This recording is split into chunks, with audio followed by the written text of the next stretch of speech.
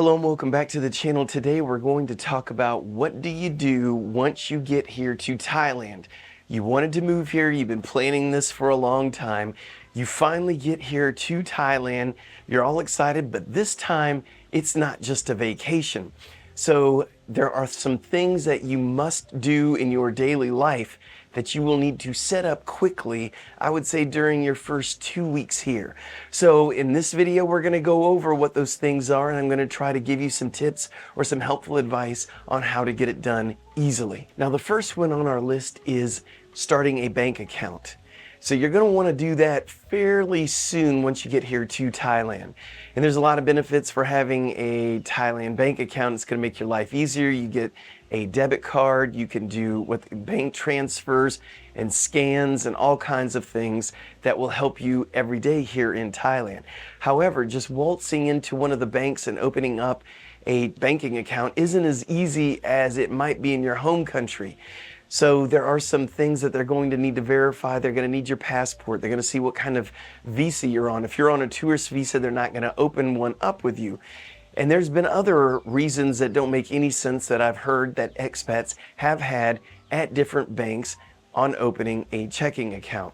So just keep that in mind, that it's not the easiest thing in the world. If you do have somebody here in Thailand that speaks Thai that can help you, that might be very beneficial to opening up your first account here in Thailand. So the way my wife and I, the way we opened up our banking account is we were going through a visa service company. One of the services they offered was to help you open up a checking account. So we had them orchestrate going to Bangkok Bank and opening up an account for us, which worked out really well. Obviously, housing is going to be another issue when you get here. Maybe when you first get here, you're staying at a hotel or an Airbnb. Hopefully that's what you're doing, so it'll give you time to look around at the different areas of Thailand that you're looking to live, so you can take your time and find the property that's just right for you. Don't make the mistake that my wife and I did, where we signed a lease and everything when we were still in the United States, and we moved into a place sight unseen. Did not work out too well for us. I would tell you to utilize a realtor when you're here. You don't have to pay them. The person who pays them would be the landlord.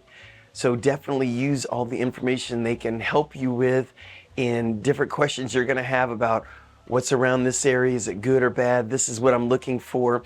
They can basically handhold you, speak in Thai, negotiate the contract, and do everything for you, and it won't cost you anything. Now, there is a website that I'm going to refer you to if you want to start looking at properties now for later, and that is Thailand Property. There's going to be a link down in the description, so you can go on there, pick what kind of house you're looking for, what your budget is, and find what you're looking for. Now, another thing as you're getting settled into Thailand is you're going to need to go to the grocery store.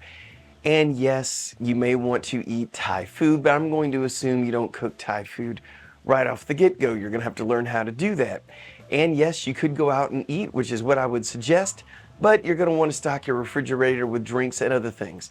So I'm going to give you some recommendations on grocery stores to look for that may have the items you're looking for that are more of what you may be used to, so you can make that transition here to Thailand and test things out at your own speed, find out what new groceries you do like that you've never heard of before. But the grocery stores I would refer you to, one is called Big C Extra, the other one is called Tops, and the other one is called Rimping. So when you're first making that transition into Thailand, they do have some stuff that you may have seen before from your home country, and it can make those first 2 weeks that much more bearable. The next thing you're going to need to do is figure out how to manage some of your finances. Let's say you've already opened up your banking account at this point. You're going to want to learn how to transfer money from your account wherever you came from to Thailand. One of the services we use is called Wise, and I'll leave a link down in the description. We did a whole video on this subject. I'm going to leave that down in the description as well. So make sure you check out that video to see all the intricacies and things to think about as far as managing your money from your home country to Thailand. Another thing that you're going to have to contend with fairly early on is transportation. So when you first get here, you don't have a car, you don't have a motorcycle. You may rent a car or a motorcycle. That is a viable option, but you're also going to need licensing. So we've done some videos on that. I'll put those links down in the description below, but you will need to go through the process of getting a license if you do have an international driver's license or a license from your home country. It's very easy for you to get a license here. But let's say you have one only for car and you don't have one for a motorcycle from your home country and you want to ride a motorcycle here, you're going to need to get a motorcycle license as well. They do have motorcycle and basically driver training schools here in Thailand, so make sure you look those up, and they do cater to you if you are speaking another language. They do have their computer programs where they can teach you everything in your language, so don't let that stop you. Another thing you're going to need to figure out is once you move into a place is how you start paying bills. How do you pay your electric bill? How do you pay your water bill? How do you pay your garbage? All these things. Now, your realtor, if you used one, can help you a lot when it comes to these things. But I thought I'd give you a few tips on how we have learned to pay some of our bills very easily. For your water bill, you're going to need to pay that wherever it is in Thailand you move. They're going to have different water municipalities to pay your water to. So just ask the realtor what it is that you can use to pay your water bill. They will know. As far as electricity goes, I know here in Chiang Mai, where my wife and I live, we pay ours either one of two ways. We use the app. There's a place called the PEA. That's who does our electricity here. They have an app. We pay our bill right over their app, and we can also pay our bill in 7-Eleven. You just bring your bill into 7-Eleven. I think they charge just a little bit for you to use the service there at 7-Eleven, but you can conveniently pay your bill there. Now, since we're bringing up apps, let me tell you some of the apps that's very beneficial for you to have. We're only going to go over a few. I did a video on what apps you should have for here in Thailand. I'll leave a link down in the description below for that video.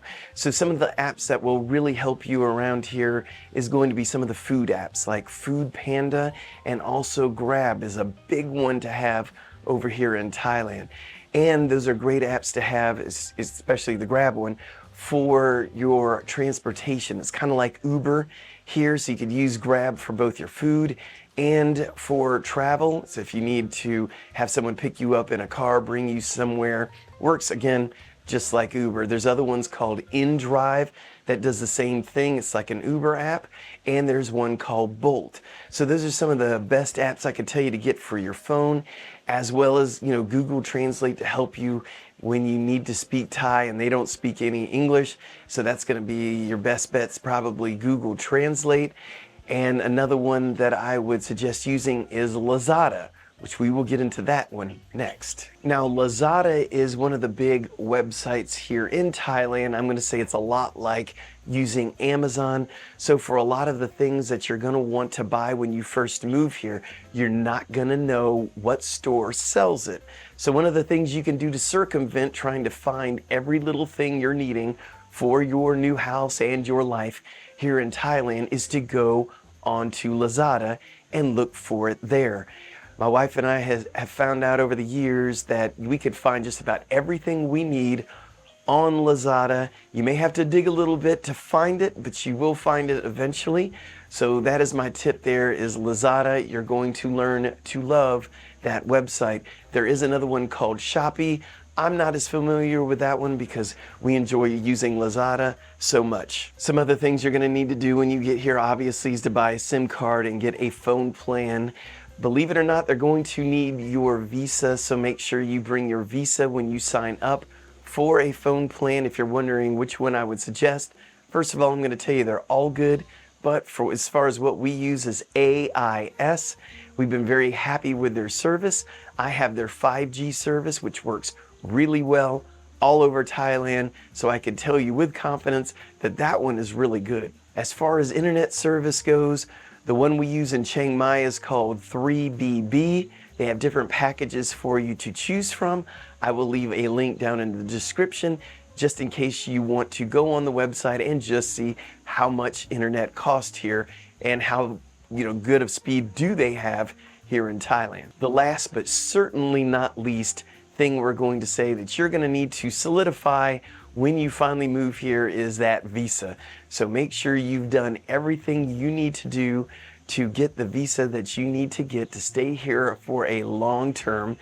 I would suggest if you're moving here for the first time that you do use a visa service company. It can make your life a lot easier till you figure out the process on how everything goes. But if that's not in your budget or it's something you want to just handle yourself, by all means do it. Just make sure that you do everything right and you understand everything that is needed to keep your visa valid. Well, that's all we have for you in this episode. I hope it was helpful. If it was, please give it a like. If you haven't subscribed, please consider subscribing. Also, if you feel so inclined, buy us a coffee. There's a link down in the description. And if you need one-on-one advice or more questions and you just want to do a video chat with me, there's a link in Buy Me a Coffee where you can book a one-on-one with me on that. Anyway, that's all I have for you today. So thank you very much for watching. And until next time, I'm going to say thank you in Thai, which is Kap Kun Kap.